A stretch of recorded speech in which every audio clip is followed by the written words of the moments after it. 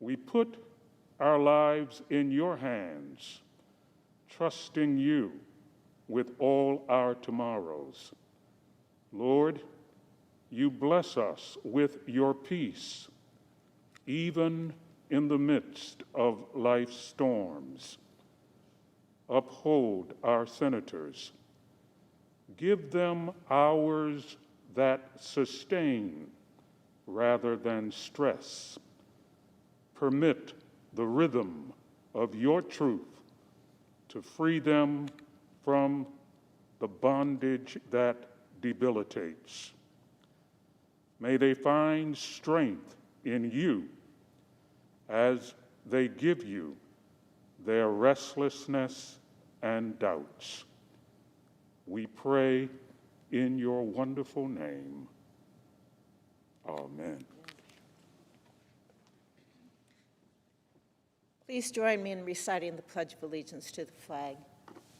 I pledge allegiance to the flag of the United States of America and to the republic for which it stands, one nation under God, indivisible, with liberty and justice for all.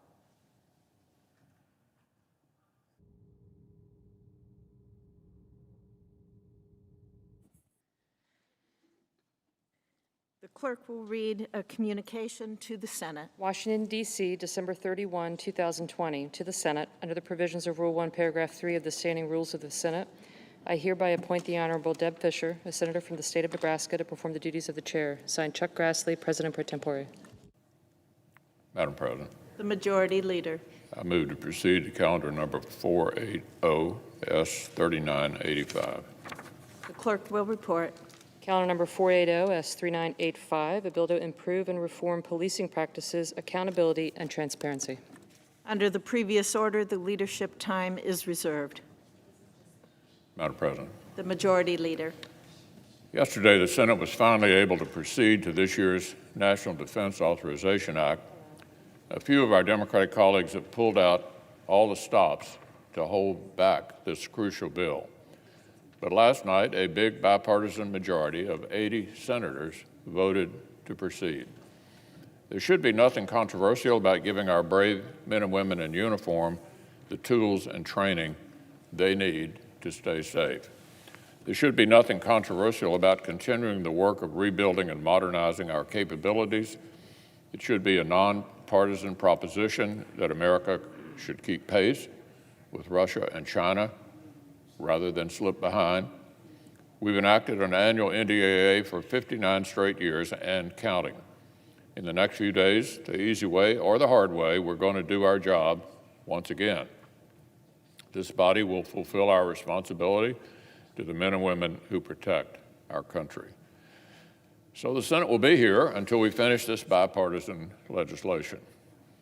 Now, for several days, we've heard some senators say Congress must send more cash to high-earning households who haven't seen any income disruption during COVID-19. Our colleagues who purport to be the champions of vulnerable Americans now say that what struggling people really need is for Congress to stop focusing on targeted relief for them specifically and to instead send thousands of dollars to people who don't need the help. Experts from across the political spectrum agree that our colleague from Vermont is dead wrong on this. Socialism for rich people is a terrible way to help the American families that are actually struggling. So let me say that again. Borrowing from our grandkids to do socialism for rich people is a terrible way to get help to families who actually need it. Washington Democrats took President Trump's suggestion and skewered it so the checks would benefit even more high-earning households. Imagine a family of 5 where the parents earn $250,000 per year and have not seen any income loss this past year. Speaker Pelosi and Senator Sanders want to send them $5,000 from Uncle Sam. They make $250,000. Nobody's out of work, but our so-called progressive friends say the household needs, quote, survival checks. In fact, they believe a family of 5 should have to earn $350,000 before the spigot of government money would stop entirely. Socialism for rich people. That's what Speaker Pelosi and Senator Sanders have sketched out. a terrible way to help those who need it. And experts across the political spectrum agree. The liberal editors of the Washington Post have blasted so-called progressives demanding a non-targeted giveaway that would huge amounts to perfectly comfortable families. Larry Summers, who ran the Treasury Department for President Clinton and the National Economic Council for President Obama, says there is, quote, no good economic argument, end quote, for more non-targeted checks with no linkage to need.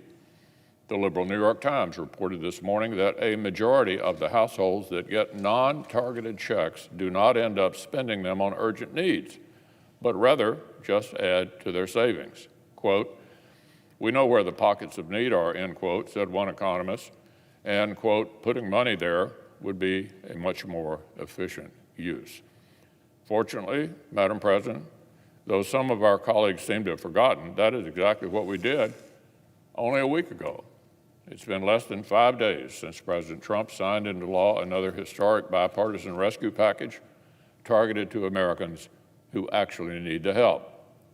We passed an entire second round of PPP loans to save small business jobs targeted to the hardest hit. We renewed multiple kinds of additional federal benefits for unemployed workers, including an extra $300 supplement every week. There are billions for targeted food assistance, billions for targeted rental assistance, and many billions of dollars for vaccine distribution so we can finally beat this virus and reopen the economy in full. These are the kinds of targeted emergency programs that directly help the most vulnerable. And we just poured almost another $1 trillion into them less than 5 days ago, along with more direct checks that are already arriving in households' accounts. That, Madam President, is what we did just 5 days ago. This crisis has not affected everyone equally.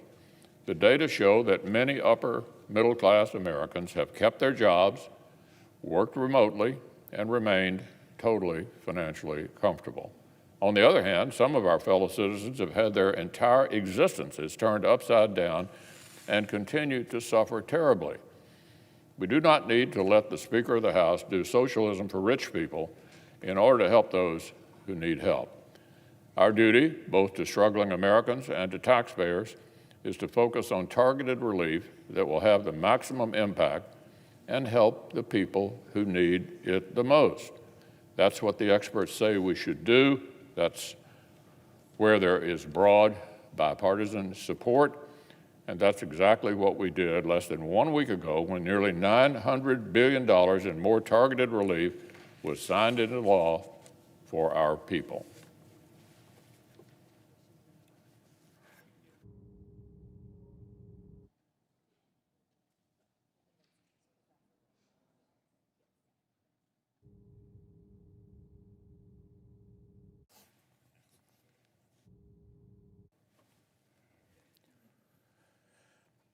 Madam President.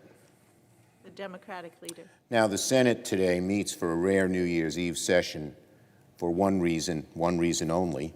The Republican leader has refused to allow us to vote on legislation to provide the American people $2,000 checks. He has twice objected to my requests to set a time for a vote on the measure, claiming yesterday that direct stimulus checks were, quote, poorly targeted, bemoaning the idea that some of the checks might go into, quote, the hands of Democrats' rich friends who don't need the help, unquote. Senator Toomey said much the same thing. Well, funny, I don't remember the Republican leader and Senator Toomey complaining about how a $2 trillion across-the-board corporate tax cut was poorly targeted because some large companies didn't need the help. Nope. When corporations get a blanket tax break, that's fine by the Republican majority. When the average American gets a little help from their government, it's poorly targeted. I hope that every American heard the objections by these Republican senators. I hope every American who has their water or heat or electricity shut off, or had eviction notices stapled on top of one another to their door, or had to choose which meal to skip on a given day. I hope they all heard the reason they will not receive $2,000 checks is because Leader McConnell thinks it could wind up in the hands of, quote, Democrats' rich friends. Now, let's be very clear.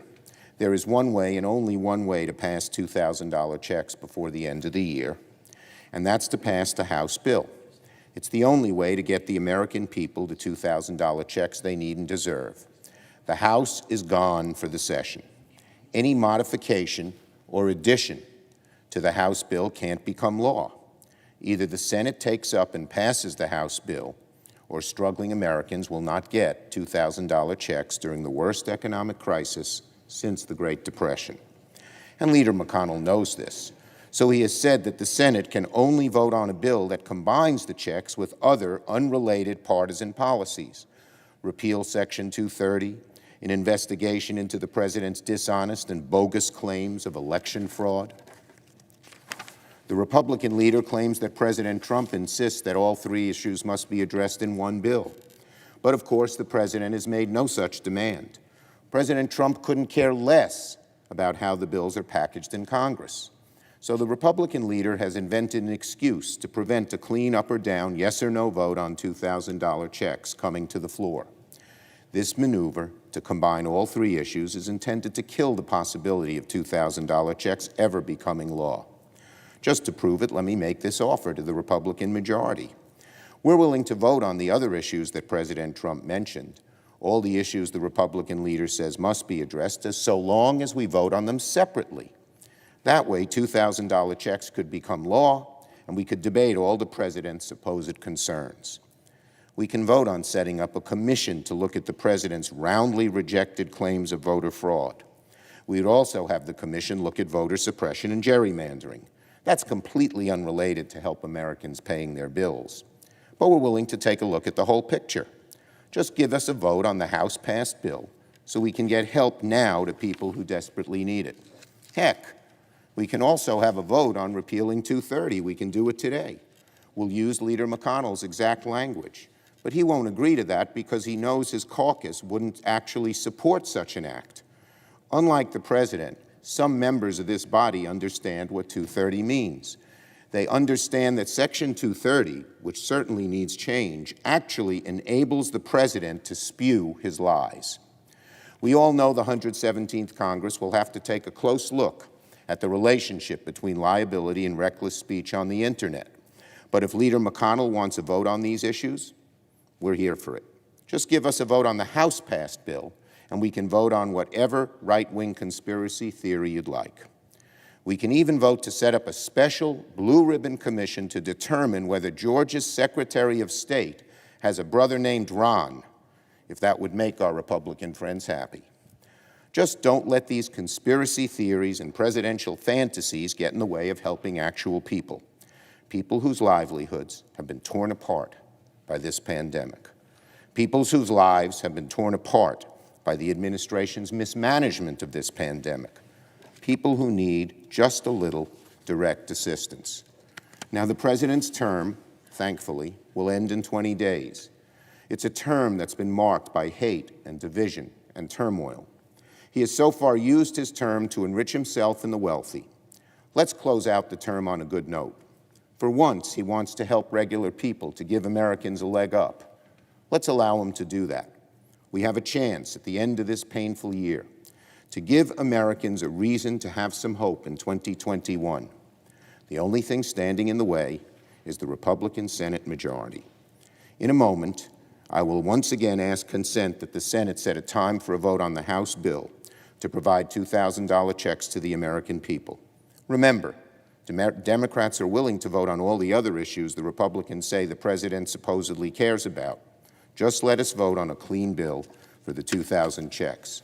So, Mr. President, Madam President, I ask unanimous consent that the Senate proceed to the immediate consideration of Calendar 645, H.R. 9051, a bill to increase the recovery rebate amounts to $2,000 for individuals, that the bill be read a third time and the Senate vote on passage, and then if passed, the motion to reconsider be considered made and laid upon the table with no intervening action or debate.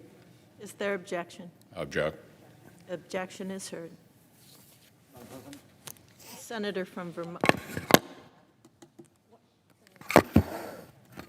Thank you, Morning Madam. business is closed. Under the previous order, the Senate will resume consideration of the veto message on H.R. 6395, which the clerk will report.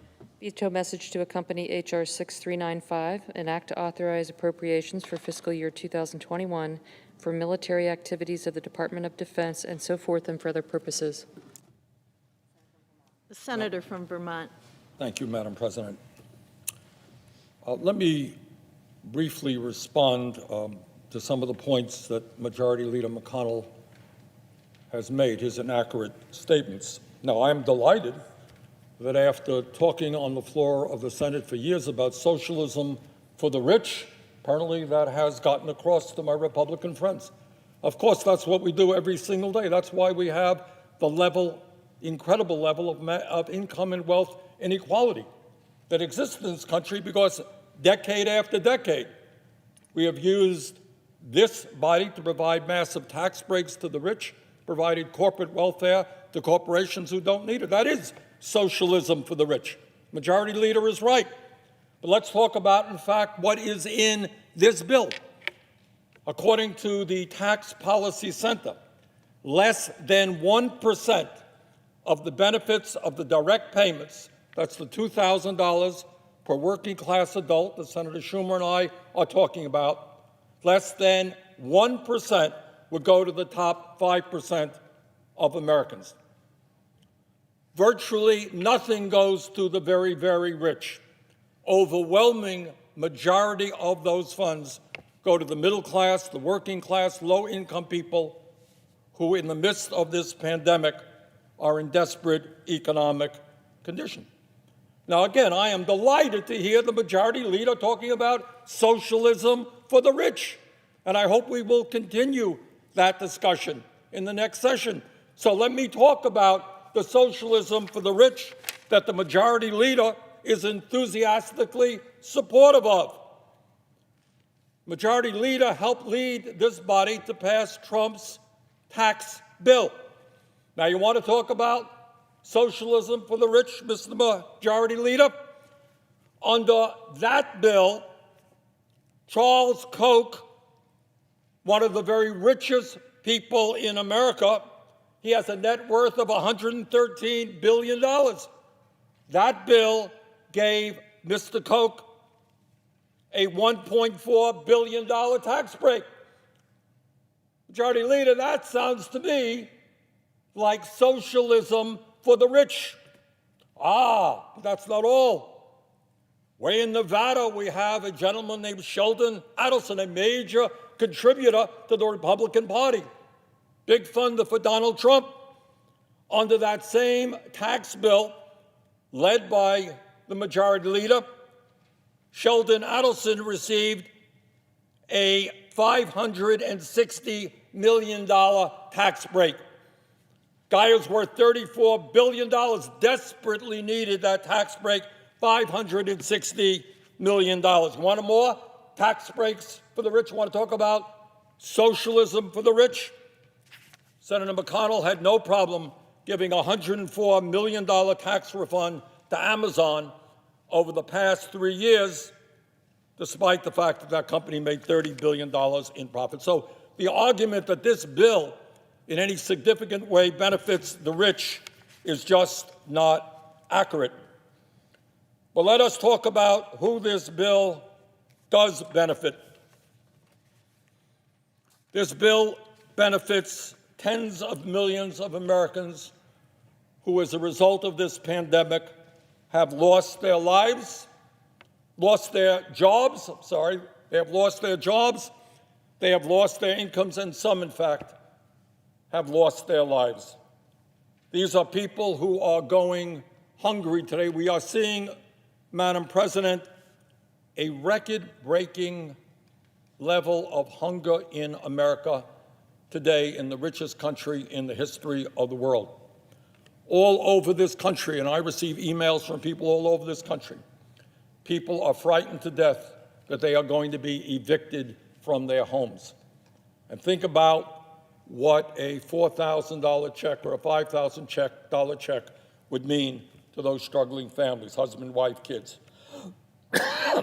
And in fact, let me give you an example. This is a problem taking place all over this country, taking place in Vermont, taking place in Senator Schumer's state. It is taking place in Kentucky. In fact, in the state of Kentucky, a very beautiful state. I've had the pleasure of being there a number of times. Beautiful state. But Kentucky is the state where 10 out of the 25 poorest counties in America exist. And I'm sure Senator McConnell is aware that throughout his state, you got thousands and tens of thousands of people living in economic desperation.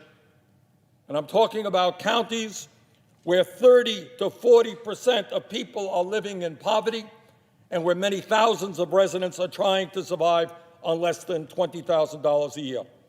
I'm talking about a state, the state of Kentucky, and I'm just using Kentucky as an example because that's the state Senator McConnell represents, true all over this country.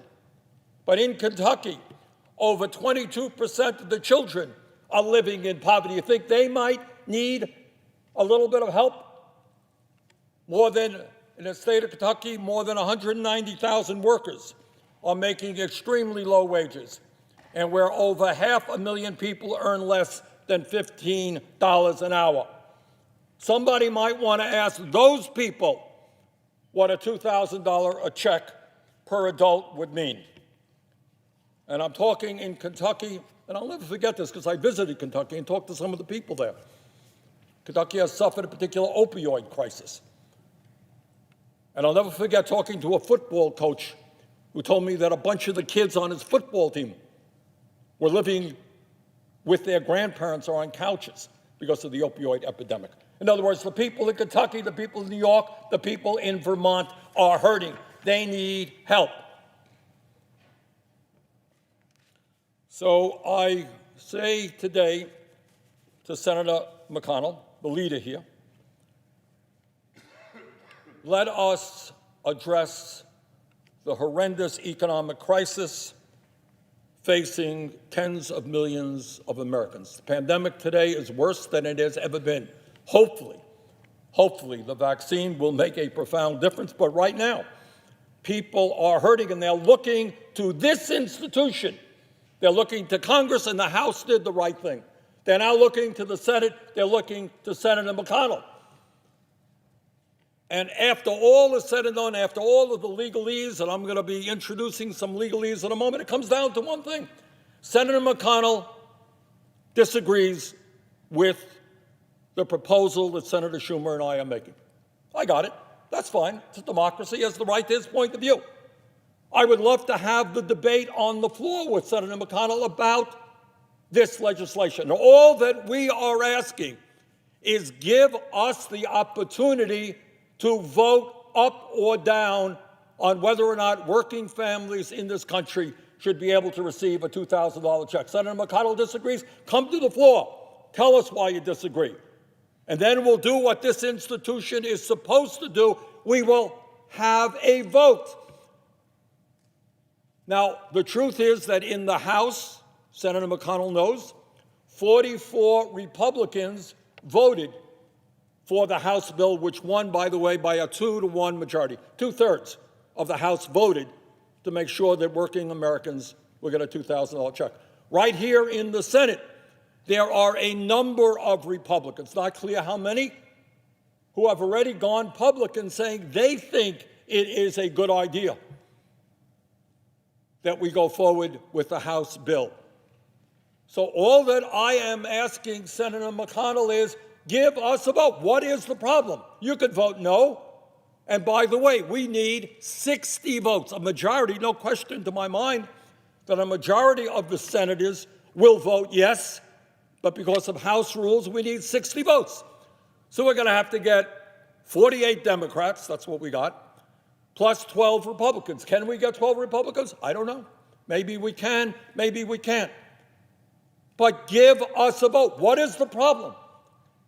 What is the problem with having the American people see how their senators vote on this issue of such enormous importance? Now, as Senator Schumer indicated, Senator McConnell has some other concerns, concerned about Section 230 of the 1996 Federal Telecommunications Act. I'm sure that that is absolutely on the minds of everybody in Vermont, New York, and Kentucky, probably all that they're talking about, the 1996 Telecommunications Act. But fine, he wants to vote on that, bring it to the floor. Let's vote on it as a separate bill. We want to talk about election security. Senator Schumer is right, a lot of issues out there. I'm concerned about voter suppression. I'm concerned about people waiting online 5 hours to cast the vote. I'm concerned about voter intimidation. Senator McConnell has different points of view. Let's have that discussion. Put together a commission. No problem. Bring that bill to the floor. But everybody understands that when you combine all three elements, this is a poison pill designed to kill that legislation. So after everything is said and done, all of this comes down to one simple fact. Will Senator McConnell, the Republican leader of the U.S. Senate, allow this body to vote on a bill which will provide $2,000 per person to working-class families all across this country? That's what this whole debate is about. It's not whether you like the bill, you don't like, we can have that debate. Got 3 days left in this Congress. The House did the right thing. It's now time for the Senate to have that vote. So, Madam President, I ask unanimous consent that at 3 p.m. today, Thursday, December 31st, the Senate proceed to the consideration of calendar number 645, H.R. 9051, to provide a $2,000 direct payment to the working class. That the bill be considered read a third time in the Senate vote on passage of the bill, and that if passed, the motion to reconsider be considered made and laid upon the table. Further, that following the vote on H.R. 9051, the Senate resume consideration of the veto message on H.R. 6395, the National Defense Authorization Act, and the Senate vote on passage of the bill. The objections of the President to the contrary notwithstanding, all with no intervening action or debate. Is there objection? Object. Objection is heard. Thank you, Madam President.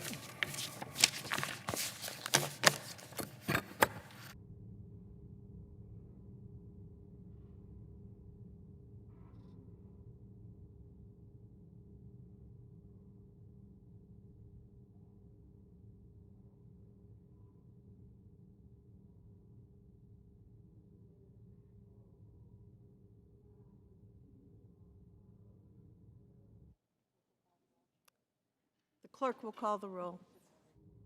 Mr. Alexander.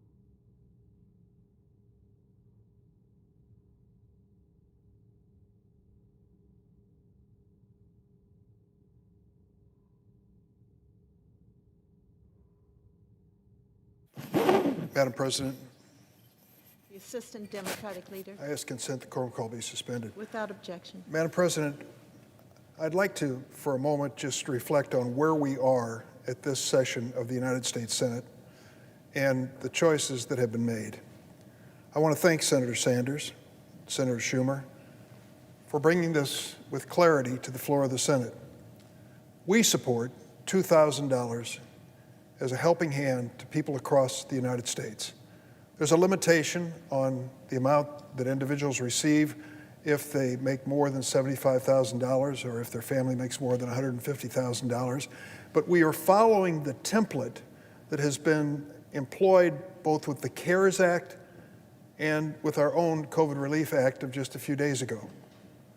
We've been told by the Department of the Treasury that if you want to put money into the hands of Americans that desperately need it, this is the best way to do it, the quickest way to do it. There are better ways, I'm sure, but in time of crisis, we need to respond and respond in a timely way.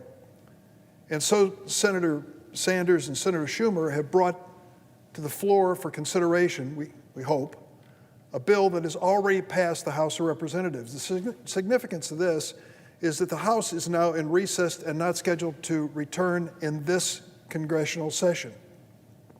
So whatever happens over here cannot be a new bill. There's no House to send it to and no time to pass it, but rather has to be an up or down vote on a bill that has passed the House as is. And that's what they've come to the floor now for 3 straight days asking. Senator Schumer has asked repeatedly to Senator McConnell, the Republican leader, a simple request. Whether you're for the House bill or against the House bill, allow the Senate to be the Senate. Allow us to vote on the bill. For those of us who support it, to vote on it. And it isn't a lock, it isn't a guarantee that we're going to win and prevail with that vote. 48 Democratic senators, and you need 60 votes. We need help from the other side.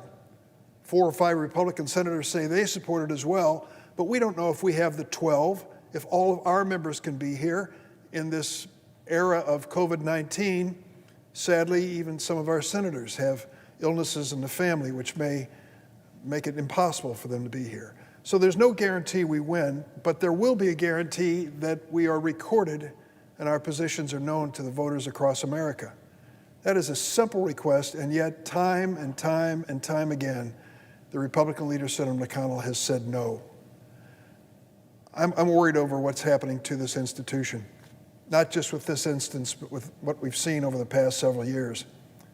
We will conclude this calendar year having voted on the floor of this United States Senate 29 times on amendments.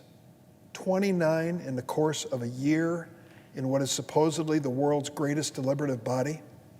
I guess I shouldn't complain. It's a 30% increase over last year when we voted on 22 amendments in the entire calendar year.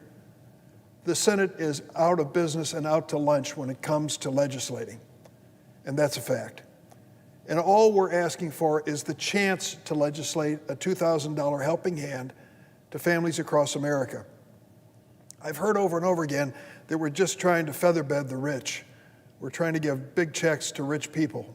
Well, Senator Sanders made a point of that earlier. Less than 1% of the money that we're asking for is going to go to the top 5%. When it came time for tax policy and tax breaks, many of the people complaining the loudest about $2,000 were giving away millions of dollars to the richest people in America without any hesitation. Well, today's another day, and today's a different America. Today, we are facing a country that is in the depths of the crisis created by COVID-19. The numbers coming back to us every night on the news are heartbreaking numbers.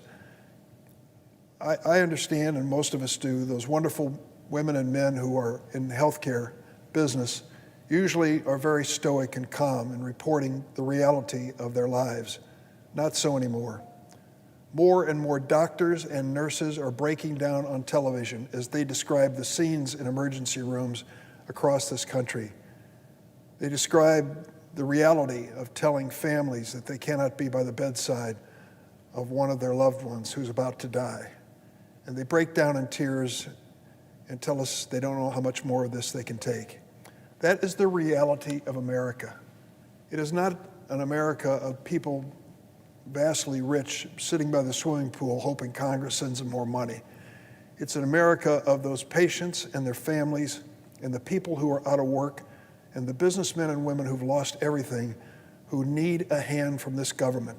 If there is one thing about America, I hope it's clear, no matter what your political persuasion, we are a caring people.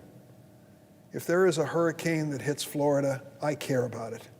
If there's a tornado that hits the state of Nebraska, I care about it. And we come together on a bipartisan basis to help those families. Now more than ever, those families need us to do something significant in their lives. How can you see the scenes on television every night of the parade of cars lined up in Texas, in Kentucky, in Illinois, hoping that they can get some food to give to their families? Are those grifters and chiselers who are just trying to get a free meal? I don't think so. Would you sit in your car for an hour or two for food unless you really needed it? I think those people really need it. And many of them are heartbroken that they're in this situation. Some are even embarrassed, and they shouldn't be, that they have been the victims of this economy. So all we're asking Senator McConnell is give us a chance to vote. You can vote no if you wish. Give us a chance to vote for the $2,000 that can make a difference in a person's life. $4,000 for a husband and wife who are struggling to get by. Rent checks, mortgage payments, car payments, utility bills, things that really are basic to families' survival. We're trying to help, and I think we should be given that chance. We have tried time and again. We have the support of President Trump in this effort, and I'm glad to have it. I think we have enough support in this chamber to come up with 60 votes. I pray that we will if we're given that chance. And I hope that the Senate Republican leader is not afraid of that outcome. He shouldn't be. He has two of his incumbent Republican senators in a runoff election who have both publicly said they want to vote for this, and yet he stops them. He's the one who's put an end to their opportunity.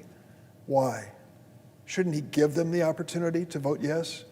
He even refuses in this situation, with this looming election, to bring this matter to the floor for an honest, up or down, bipartisan vote.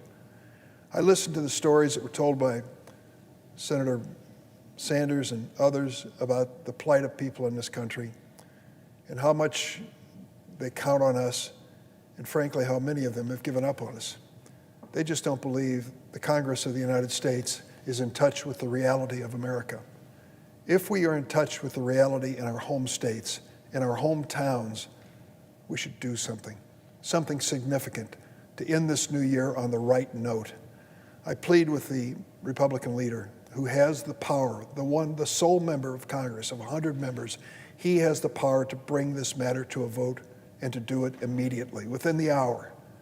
We could call the members who've returned to Washington yesterday together, take a vote soon in a matter of minutes, and know once and for all whether we have 60 votes that are necessary to pass this measure. And then we can pass the override of the president's veto of the defense authorization bill, a critical piece of legislation. That would be the right way to end this year. Let us not end it in suspense as to whether or not we're going to come to the aid and assistance of American families who rely on us time and again to be there when America needs a helping hand. Let's do our job. Let's fill this chamber with senators who actually vote on an issue that makes a difference in the lives of Americans. That's what we were elected to do. We have no excuse if we fail. I yield the floor and suggest the absence of a quorum. Clerk will call the roll. Mr. Alexander.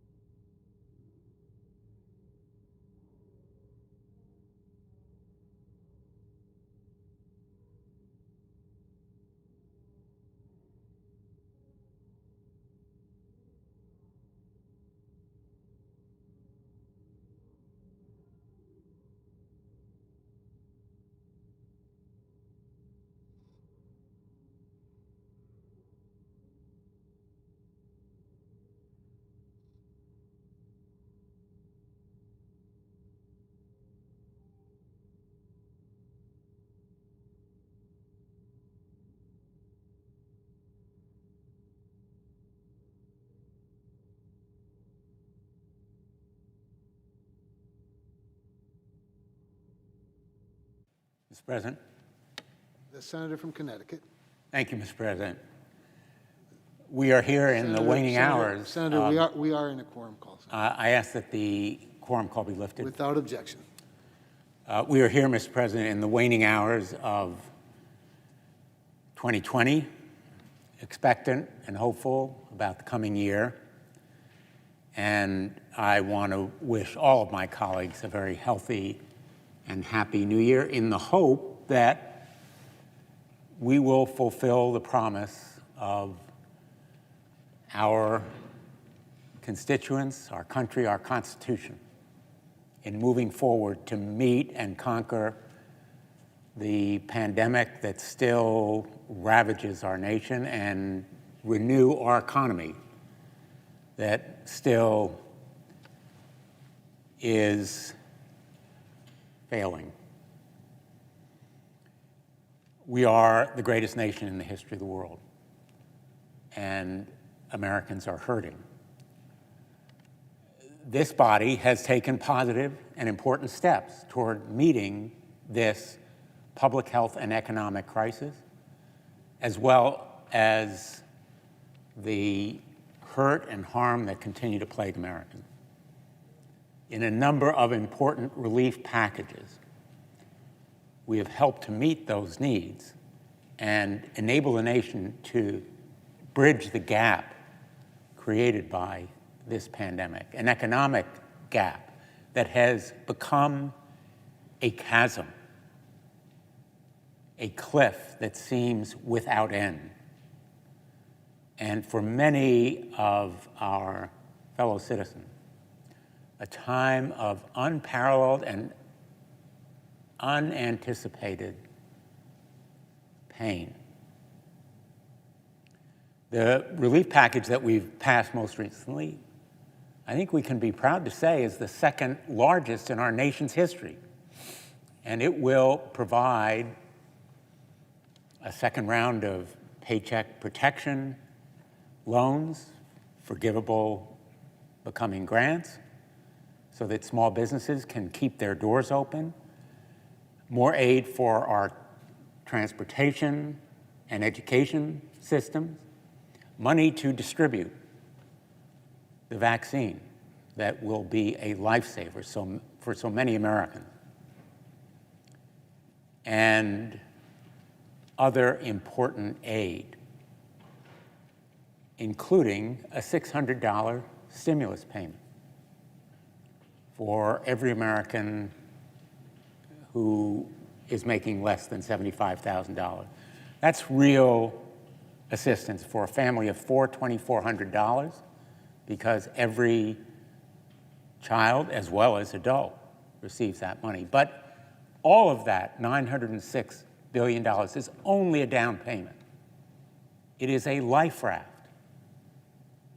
And it has to be followed by an even more robust, bigger, bolder package to provide real relief and sustenance for the survival of our economy and literally the survival of Americans who are struggling to put food on the table and to buy medicine, pay rent and mortgages, clothe their children. We have all told our stories on the floor of the Senate during 2020 about constituents waiting in food lines, hurting for the funds needed to stay in their homes or apartments and to pay for the medicine that is literally a matter of life and death. We've told those stories. We've talked about Americans who are struggling. We have the opportunity now to do something about it. And so I appeal to my Republican colleagues very bluntly and simply: give us a vote on the Cash Act. Let us vote on a standalone $2,000 stimulus payment bill. Allow every one of us to go on record on that $2,000 stimulus payment bill that would add $1,400 to the $600 already provided. Not to minimize the importance of the $600, but it is inadequate. It is insufficient. It is unacceptable because it fails to provide the basic need to meet the desperate and dire straits of so many Americans. We're talking about families that need that money to buy bread and milk, paper towels and toilet paper, goods and services that are necessary to the survival of their families. $600 is simply not enough. And that is why I call on my fellow colleagues to persuade their leader that we should be permitted this vote, because I believe that if there's a vote, it will pass. Having spoken to Republican colleagues here, I have no doubt, none, that that standalone $2,000 stimulus payment measure, the Cash Act, would pass overwhelmingly, just as did the $600 payment as part of a larger bill. And the simple fact is that measure is the only viable vehicle. Any other measure loaded with other provisions, whether it's the Section 230 reform or a commission to investigate the last election on fictitious fraud, is doomed. It is doomed logistically. It is doomed legally and physically. There is no way for the House to pass it. Only the House bill, if passed, can provide Americans with the $2,000 stimulus payment that they so desperately need. Only the House bill provides that relief. Any other measure will be doomed because the House cannot come back to pass it in the time that we have left in this session. And so the majority leader is essentially blocking a step that will literally save lives, supported by the vast majority of the American people, a significant part of his own conference, and every Democrat. And have no doubt, every Democrat will vote for it. We've clamored for it. A higher stimulus payment for months when the majority leader refused to come to the table. And then when the President of the United States failed to lift a finger, he was on the golf course, when it might have made a difference in raising that $600 amount higher during the negotiation. But looking forward, there's a way to provide this relief to Americans without leaving here in a contest of blame, but in a new year of mutual congratulation. Pass the $2,000 stimulus payment plan as a standalone, clean bill. Now, I just want to say, I'm probably the only senator who has supported two measures. One of them actually passed by the Congress and signed by the President to reform Section 230. And the other unanimously voted out of the Judiciary Committee. They reform Section 230, and I support reforming Section 230. I have hardly been uncritical of Section 230, and there should be major reform of Section 230, but it has to be done in a careful, deliberate and considered way as a separate measure, not as a meat axe in a totally unrelated bill, the $2,000 payment bill that provides real relief to Americans. Loading the Cash Act with poison pills is obstruction. It is not constructive legislating, and it fails to meet the test of this moment.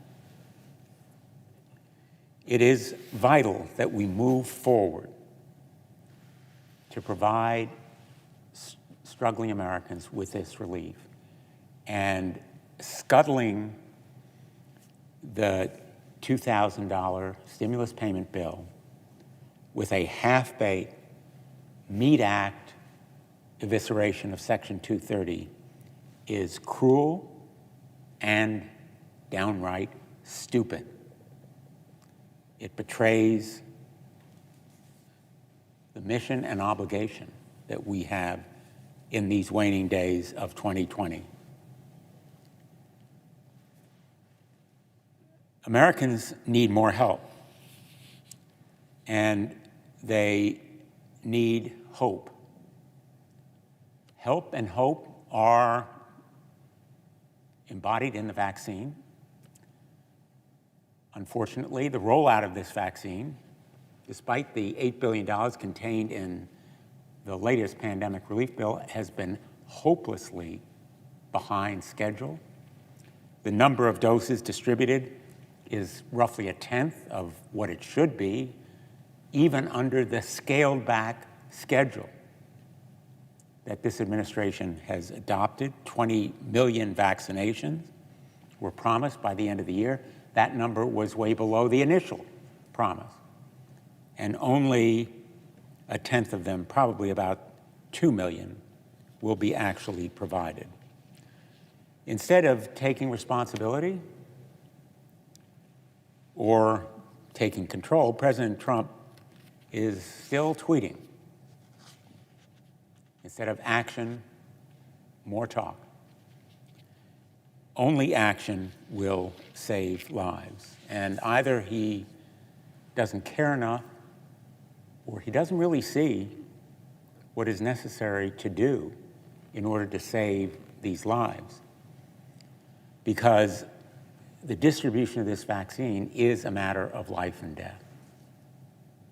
And so, using the Defense Production Act, mobilizing America, making sure states have the resources they need, providing money to hospitals, and making sure there are the vials, syringes, training for workers, as well as the facilities to transport, store, and distribute this vaccine are essential now. They are missing at this moment, and the president is where the buck stops. Now, I look forward to a 2021 when a new president will expand the stimulus payments to individuals, and when many of the other gaps left unfinished, action that still is necessary will be fulfilled by another, more robust, bigger, bolder pandemic relief program. I hope we'll have the same bipartisan support that we saw at the end of this year for the latest. I hope we will overcome the divisions that have prevented us from doing what is really necessary and adding $1,400 to the $600 already provided. We need to do more for small businesses. Yes, there will be another round of PPP payments, but this chasm faced by restaurants, retailers, small businesses struggling to keep their doors open, keep their people on payroll during the holiday. We've seen them all and talked to them. Their stories are riveting and heartbreaking. Business people who have poured their souls and hearts and lives into these businesses only to see them threatened with extinction. And This crisis has a racial justice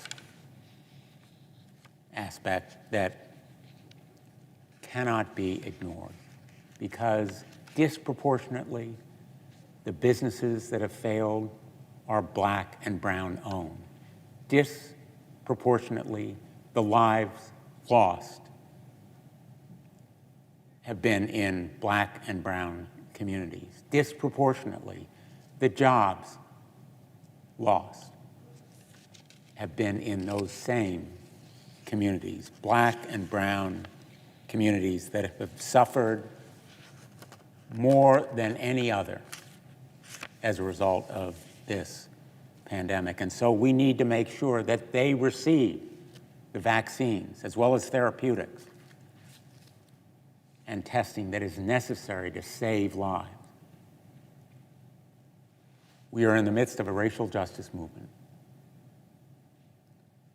It affects policing and criminal justice, but it also affects our schools, where the zip code of a child's residence can mean the difference between quality education or not, where Black and brown communities suffer twice or 3 times the death rate of others as a result of this pandemic, where job discrimination still exists, and in housing redlining still afflicts these communities, and where environmental quality, rivers, lakes, air, still can be disproportionately contaminated and polluted in communities inhabited by Black and brown people. We are here in the last day of an unprecedented and catastrophic year. More than 342,000 of our fellow Americans are dead as a result of this insidious virus. Over 342,000 gifts unwrapped, places at tables left open, and many of them without final goodbyes. This past year will go down as one of the hardest in our history. I think we all hope for a better year, but it will come only if we take the kind of action that apparently my Republican colleagues are failing to provide today, which is to meet the needs, to match the moment of these desperate and dire straits of so many Americans. The failure to approve an additional $1,400 and pass the Cash Act is a haunting omission. And my hope is that the hopes of a hurting nation will be met in this new year, that the calls for justice and relief will be heard, and that the ailing and sick, not just physically, but emotionally, will be met. This crisis has been one of physical health care, but also mental health care. And the emotional strains can be seen in the rising rates of domestic violence, substance abuse, disorder and addiction, and so many other areas where mental and emotional stress and anxiety have taken a toll. The hopes of a fearful and grieving nation rest on our shoulders, and we cannot let them down. Thank you, Mr. President. I yield the floor.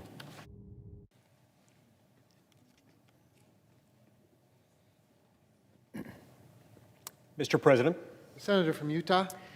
Mr. President, I stand today to honor my friend Gary Herbert, governor of the state of Utah for the last 12 years, who after a long career in public service is now embarking on a really well-deserved, hard-earned retirement. He's served in the state of Utah and done so with great enthusiasm and dedication and spirit. And I'm grateful to have worked alongside him throughout his tenure serving our great state. Gary Herbert was born in American Fork, Utah, and grew up in Orem. He served a 2-year mission for the Church of Jesus Christ of Latter-day Saints on the East Coast, and later attended Brigham Young University, my alma mater. He first began his public service in college, serving in the Utah Army National Guard for 6 years, and eventually becoming a staff sergeant. After his time in the National Guard, he set up a real estate firm and was very successful, eventually becoming the president of the Utah Association of Realtors. Also served as president of the Utah Association of Counties, by the way. Starting in 1990, he served as a commissioner on the Utah County Commission. He served there for 14 years, and it was at that point that he began his statewide service within Utah.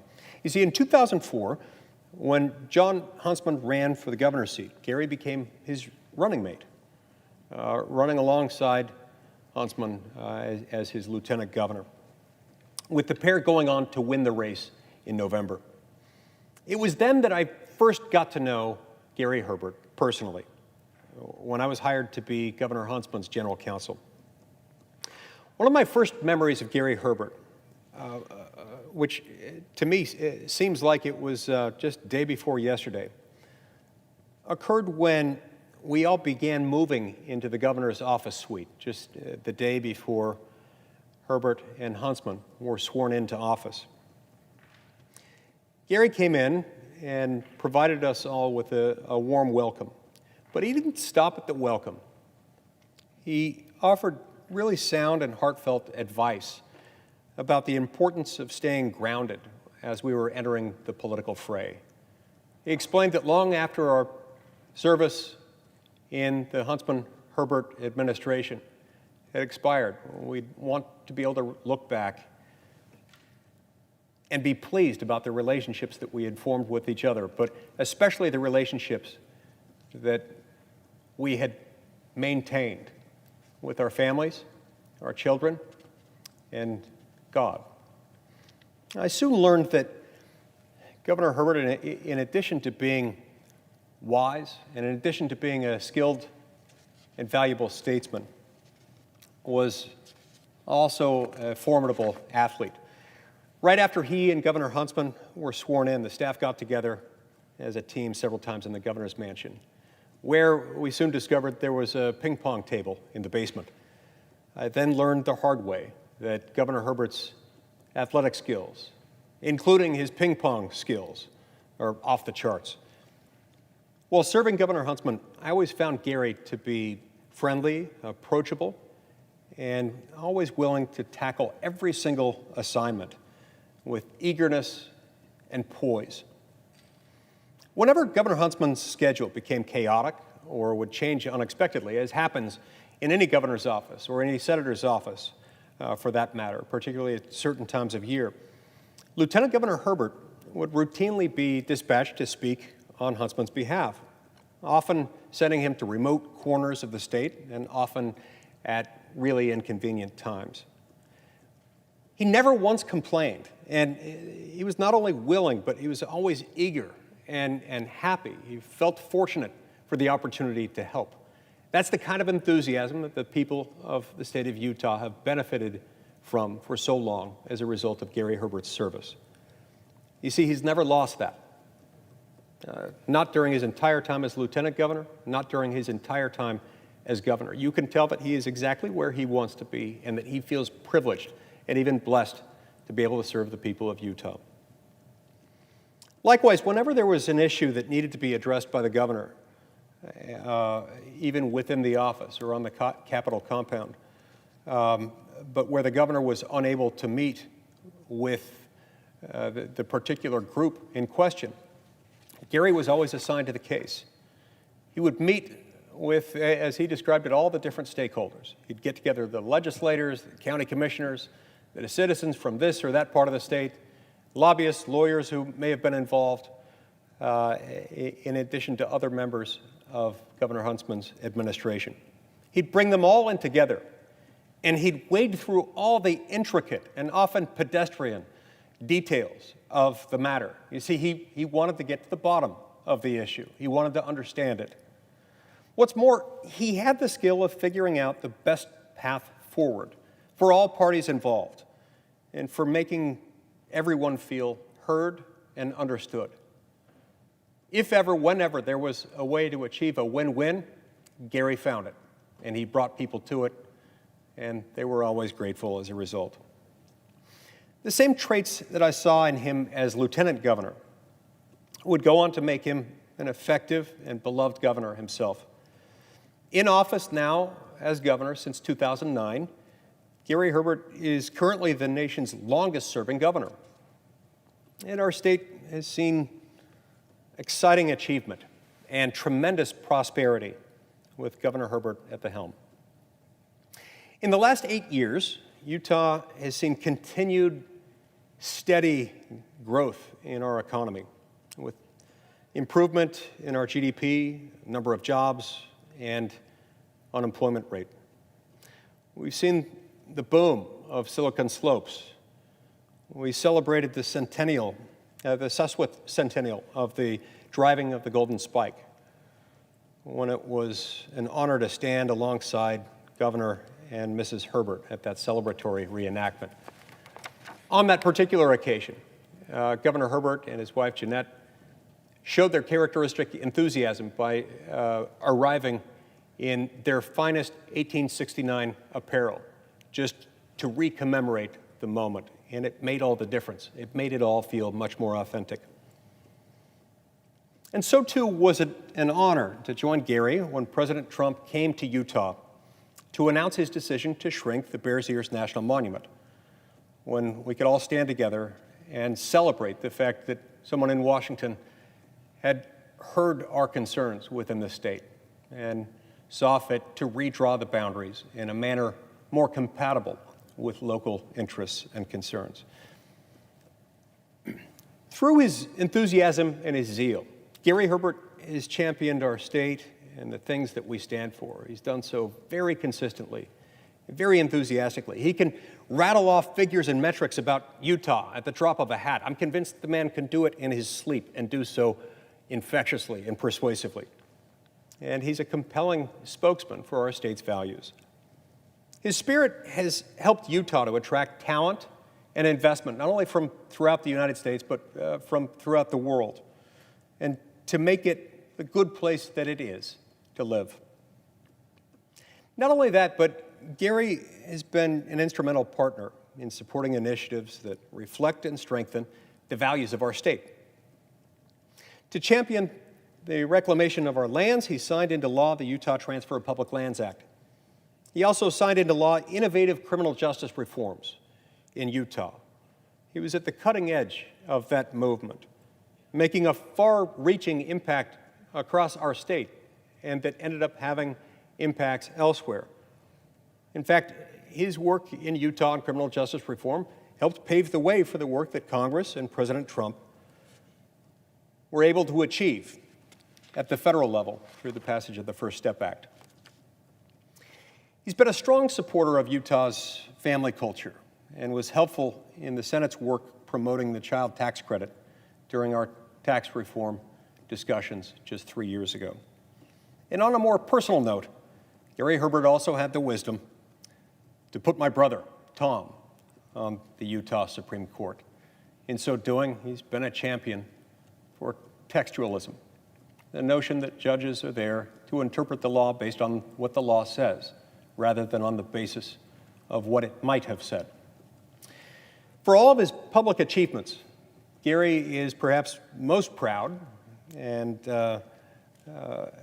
always most conscious of and most aware of and most concerned about his own role as a husband, as a father, and as a grandfather. Gary and his wife, Jeanette, have 6 children together, as well as 16 grandchildren, and he's known to encourage them to follow in his footsteps and marry up.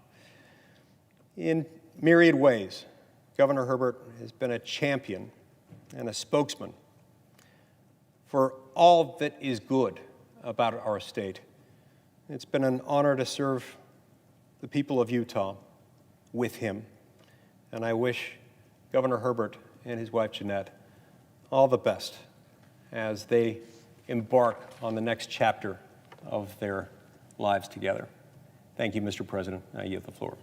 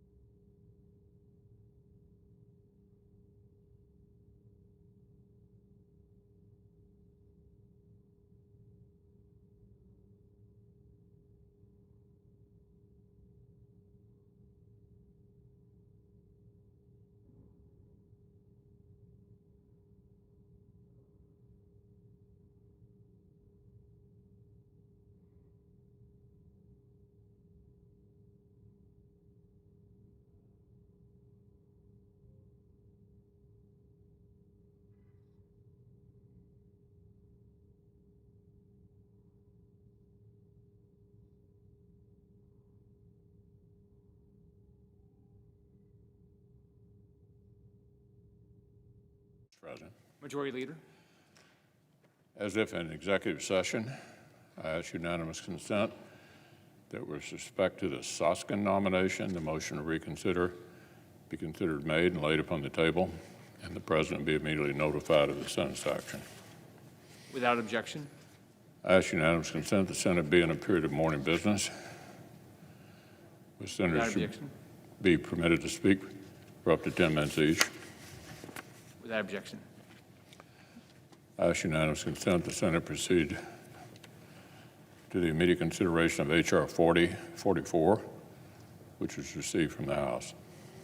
The clerk will report. H.R. 4044, an act to amend the Federal Water Pollution Control Act to reauthorize the National Estuary Program and for other purposes. Without objection, the Senate will proceed to the measure. I ask unanimous consent the bill be considered read a third time. Without objection. I know no further debate on the bill.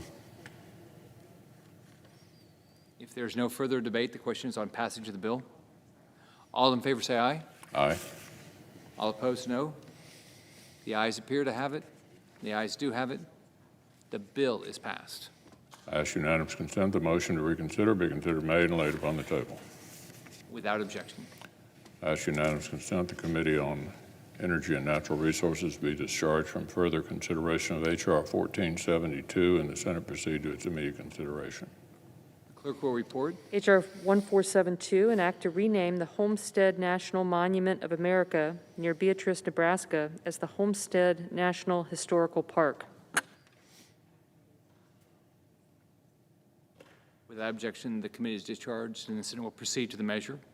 I ask unanimous consent the bill be considered read a third time and passed, and the motion to reconsider be considered made and laid upon the table. Without objection. Now, Mr. President, I ask unanimous consent that when the Senate completes its business today, it adjourn until 12 noon Friday, January 1st. Further, that following the prayer and pledge, the morning hour be deemed expired, the journal of proceedings be approved to date, morning business be closed, and the time for the two leaders be reserved for their use later in the day. Finally, following leader remarks, the Senate resumed consideration of the veto message on H.R. 6395. Without objection. So with no further business come before the Senate, I stand adjourned under the previous order. The Senate stands adjourned until 12 noon tomorrow.